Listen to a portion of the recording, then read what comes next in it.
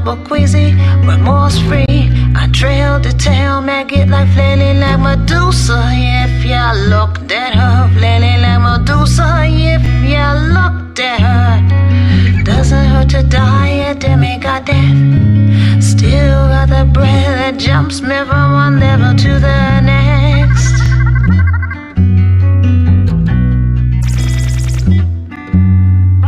Blood don't flow from no digital chip now.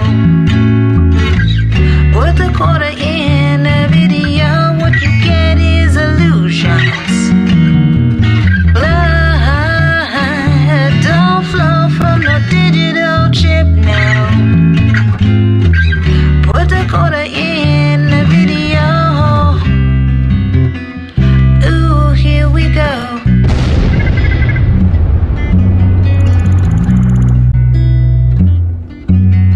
Subliminal, non-remorse training is criminal. Anesthetizing points came by hit. The nameless target, terrorist color, running back, gunning back. Straddle corpses, torp war zones like Afghanistan. Building gutted, fire rutted. Used to be a courthouse with esquires. Used to have more doctors per capita in a used to be empire than here. In America, stomach that easily no longer queasy to see. Extrapolate to Watergate and Pentagon orders. Smart business, Mr. Eyeball with the child and municipals. The power up for weeks in crowded hospitals. Chilling at the PC screen, cause really it's nothing to me.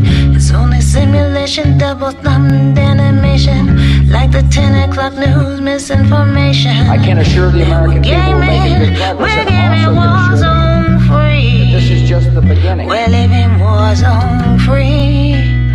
US is war zone free. No idea what it's like living in a war zone. Blood don't flow from no digital chip now. Put a quarter in a video, what you get is illusions.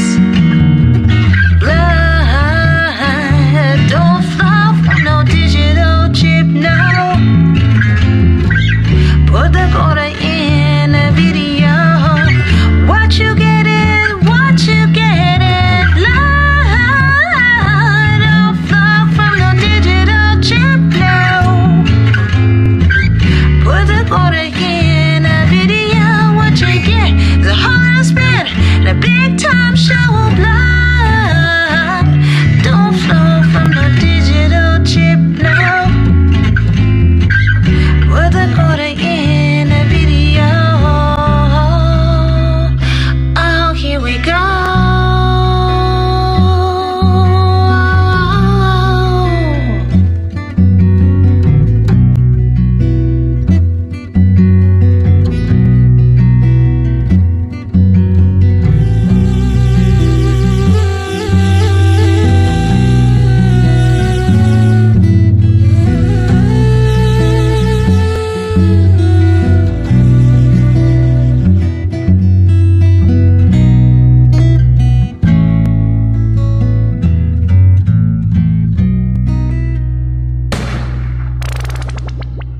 I'm speaking with Njoki Jehu. She's the executive director of the 50 Years is Enough network, and we're discussing Africa policy and related issues.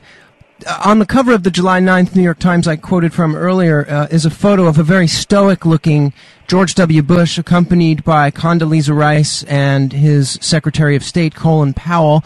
They are visiting a Senegalese island which was once used in the slave trade. But we have to turn to page A8 to get any coverage of the trip and the substance of the story. Mm-hmm. What about the media coverage? Do you think they're missing this moment?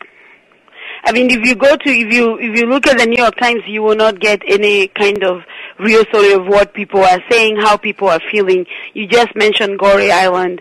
It's the westernmost point of Africa. It's also the place where more than 1 million slaves were exported from Africa through this one particular island. It is a sacred place. It's a place where the lives and the spirits and communities were broken as people were snatched from their homeland and taken into the Americas in the slave trade. Millions died on the way there. Millions were brought to the Americas. And it is a real insult, I have to say, for many people that George Bush dares to go to Gorée Island and make the kind of statement that he made, where he stands there and invokes the name of Phyllis Wheatley and Martin Luther King. I guess for him, African American leaders have to be dead for him to recognize them and acknowledge their contribution, because he has for now years refused to meet, for instance, with the Congressional Black Caucus, but he is able to stand there and in full hypocrisy make the kind of statement that he made. He did not make an apology really for slavery in a way that is meaningful and begins to redress that grave injustice suffered by our ancestors, and that continues to be lived out by many African Americans who live in the United States and other people of color. The immigrants who came through that route and the immigrants who did not come on the Mayflower have come to the United States and have suffered a very common sort of prejudice and ways in which to this day that reality assails their lives and limits and becomes an obstacle in terms of what people are able to achieve. Many thousands, if not millions of people in the United States itself are demonstrably sickened, shamed, and angered by their government's actions. But as things stand, they are not a coherent political force yet.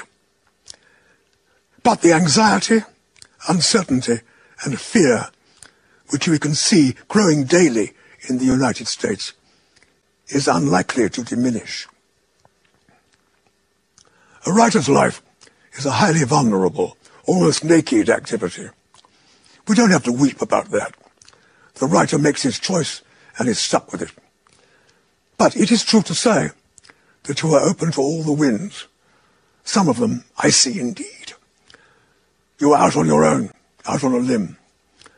You find no shelter, no protection, unless you lie, in which case, of course, you have constructed your own protection and, it could be argued, become a politician.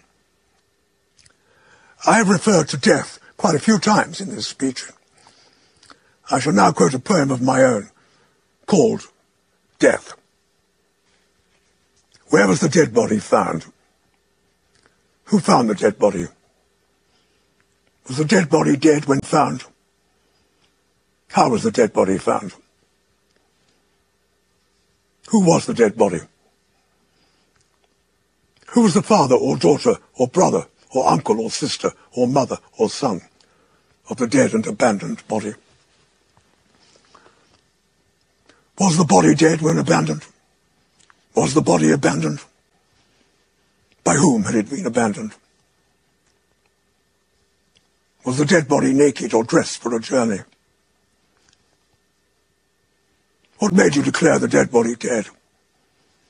Did you declare the dead body dead? How well did you know the dead body? How did you know the dead body was dead?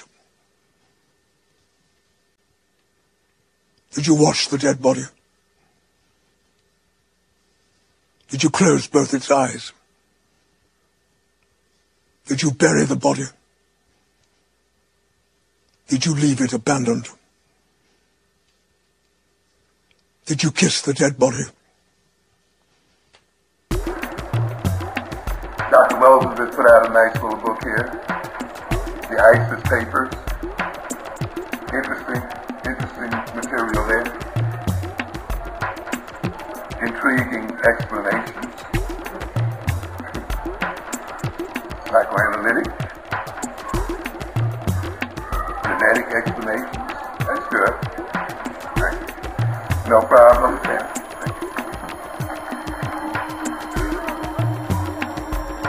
But often when you explain a problem,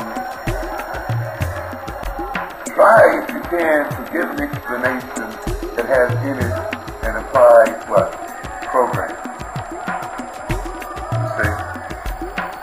A good explanation, and I'm not saying she does not have that, but a good explanation is one that has an applied program. It becomes interesting to say that the white man